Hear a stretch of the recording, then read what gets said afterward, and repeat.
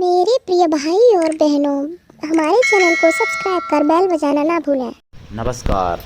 जय तंत्र मंत्र केंद्र में मैं आप सबका हार्दिक स्वागत एवं अभिनंदन करता हूं। मेरे प्रिय भाई बहनों, आज मैं आपके लिए लाया हूं गुरुप्रिया योगिनी की साधना का भाग चौथा, यानी भाग 4, गुरुप्रिया योगिनी साधना। इसमें आप जानेंगे कि माता को खुश रखने से गुरुप्रिया योगिनी की क्या भूमिका होती है और गुरुप्रिया योगिनी का कितना जाप है, कितने जाप में क्या फल मिलता है, ये आज जानेंगे।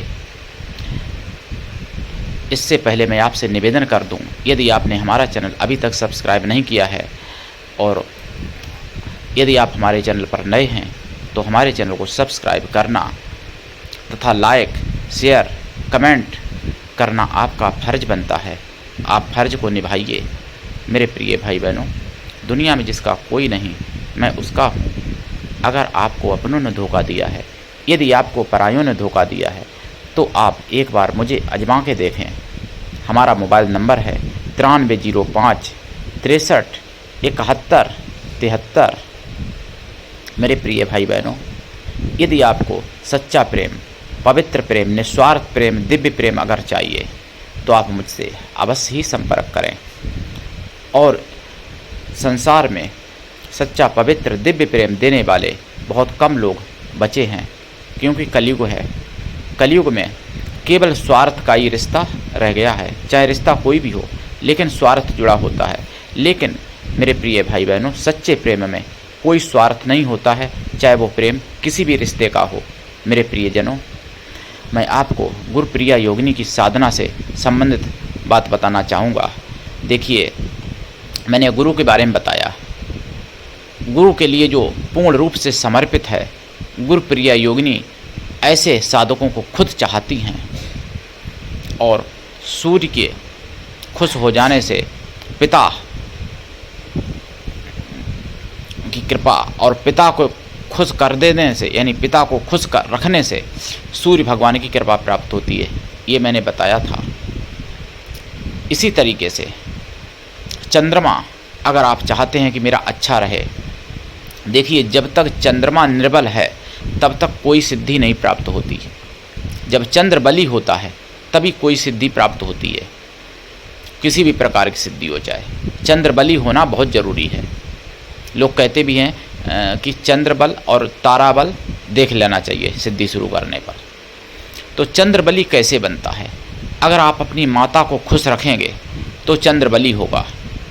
और अगर अपनी माता को आप अपने से रुष्ट करेंगे, माता से लड़ाई झगड़ा करेंगे, माता की आज्ञा नहीं मानेंगे, तो आपका चंद्रमा कमज़ोर हो जाएगा।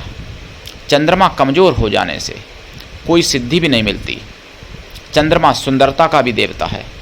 आपकी सुंदरता भी घट जाती है। आपको रोग दोष भी घेर लेते हैं। आपकी बुद्धि भी नहीं काम करती है। आपका मनोबल टूट जाता है, गिर जाता है। और अगर आपका चंद्र बली है, चंद्र मजबूत है, तो आपको सभी जगह पर प्रेम में सफलता मिलेगी। प्रेम का भी देवता चंद्र है। शुक्र के बाद अगर मैं चंद्र को प्रेम का देवता कहूँ तो कोई गलत नहीं होगा। शुक्र जैसे प्रेम के देवता हैं, ऐसे ही चंद्र भी प्रेम के देवता हैं। और धन के भी देवता चंद्र हैं। चंद्र बली होने से धन की भी प्राप्ति होती है। चंद्र बली होने से आपका मनोबल, आपका साहस बहुत ज़्यादा बढ़ जाता है। चंद्र बली होने से आप सुंदर भी बहुत ज़्यादा बन जाते हैं। चंद्र बली होने से आपकी बुद्धि भी बहुत ज़्यादा बढ़ जाती है। और आपको, यानी वाणी भी आपकी शुद्ध, पवित्र और प्रखर हो जाती है। वाणी में कोई दोष नहीं रहता अगर चंद्र बली है तो। चंद्र बली होने से आपको काम सुख, सौभाग्य, ऐश्वर्य, धन धान्य, सुंदरता, ऐशो आराम सभी कुछ प्राप्त हो सकता है। चंद्र बली होने से आपको कोई रोग भी नहीं सताता है। चंद्र बली होने से आप दूसरों के भी कष्ट हरने वाले बन जाते हैं। लेकिन चंद्र बली कितना भी हो, अगर आपकी माता रुष्ट हैं आपसे, या आप माता को कष्ट देते हैं, तो आपका चंद्र बहुत जल्दी कमज़ोर हो जाएगा। अगर आप चाहते हैं कि चंद्र बली हो, गुरुप्रिया योगिनी की साधना या किसी की भी साधना करो, या कोई साधना ना भी करो तो भी चंद्र बली होना हर क्षेत्र में ज़रूरी है। चंद्र बली जो नहीं रखता है अपना, उसको प्रेमी या उसकी प्रेमिका साथ नहीं निभा पाती है जीवन भर। प्रेमी प्रेमिका तभी साथ देते हैं आपका जब आपका चंद्र बली होता है। आपका पति आपकी पत्नी तभी साथ देते हैं जब आपका चंद्र बली होता है। चंद्र बली रखने के लिए अपनी जन्मदान देने वाली माता या फिर जो माता के समान हैं उनको जितना ज़्यादा खुश रख सको उतना खुश रखो, ताकि चंद्र बली हो जाए। लोग कहते हैं चांदी दान करो, लोग कहते हैं दही का दान करो, ये सब चीज़ें तो बाद की बातें हैं। खुश इनसे भी होते हैं चंद्र, चांदी दान करने से और दही दान करने से, चंद्रमा पहनने से, मोती पहनने से खुश होते हैं। लेकिन सबसे ज़्यादा चंद्रमा खुश होते हैं अपनी माता को खुश रखने से।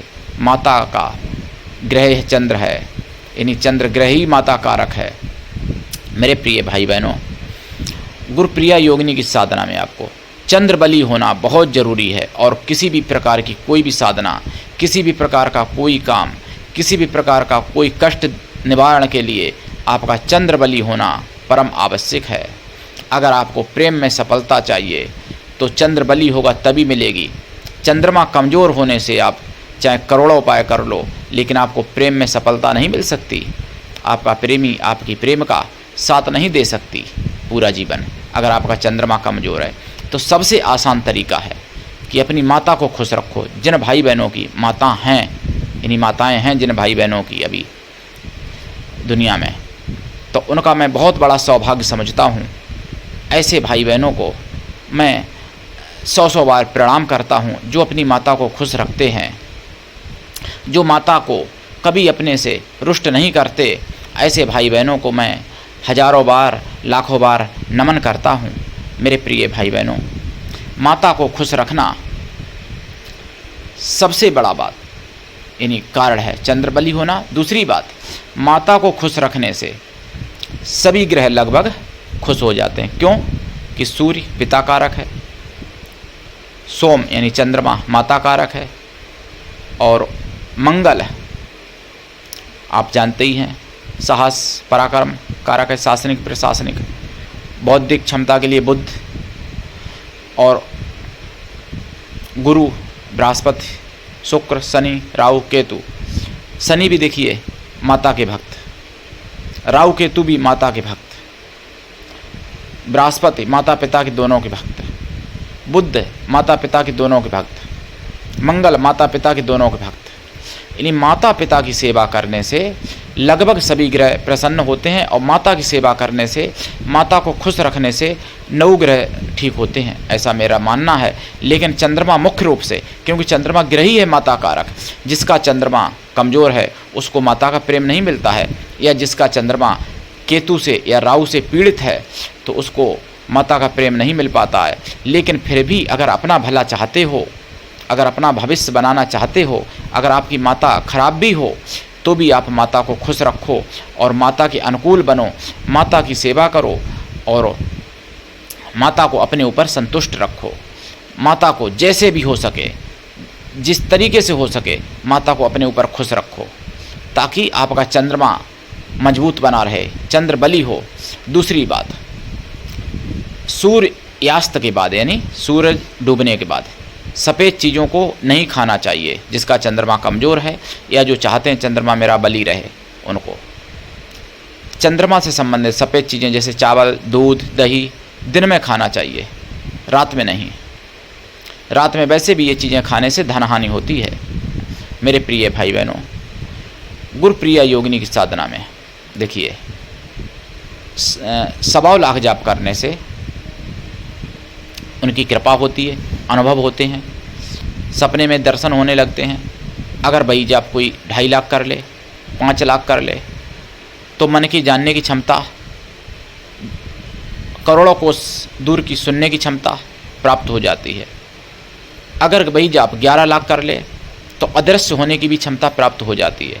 अगर भाई जाप 21 लाख कर ले तो ब्रह्मास्त्र जैसे घातक अस्त्र चला सकता है गुरुप्रिया योगिनी की साधना से। अगर 21 लाख जापज्ञ जो व्यक्ति है तो वो कृत्या का भी निर्माण कर सकता है गुरुप्रिया योगिनी की साधना से। और मैं आपको 5वें भाग में भी कुछ बताऊंगा गुरुप्रिया योगिनी के बारे में। तो आज के लिए इतना ही। धन्यवाद। जय श्री राम।